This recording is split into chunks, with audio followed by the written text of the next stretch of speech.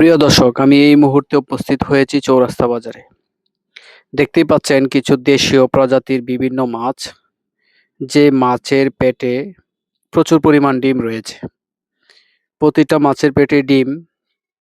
এখন বর্ষার মৌসুম, প্রত্যেকটি মাছেই প্রজননের সময়।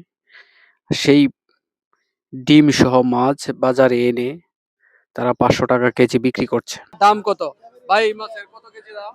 ভাইয়া এই মাছ দাম চাই 500 টাকা, 550 টাকা, বিক্রি করতেছি 500 টাকা। 500 টাকা। জি, 550 টাকা দাম দাম চাই চাইতেছেন আর বিক্রি করতেছেন 500 500 টাকা। টাকা। মাছটা কোথা থেকে আনছেন?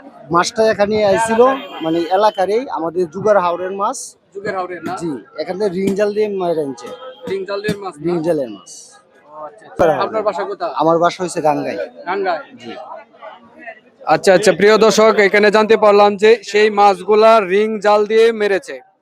এটি যুগের হাওর থেকে রিং জাল দিয়ে এই মাছগুলা ধরা পড়েছে। এখন চৌরাস্তা বাজারে নিয়ে আসছে মাছগুলা। কিন্তু এই যে দেখেন, প্রতিটি মাছেতেই ডিম রয়েছে। এই যে দেখেন, প্রত্যেকটি মাছেই অনেক ডিম। রিং জাল দিয়ে মাছ ধরা অপরাধ, ডিম সহ মাছ ধরা আরো বড় অপরাধ।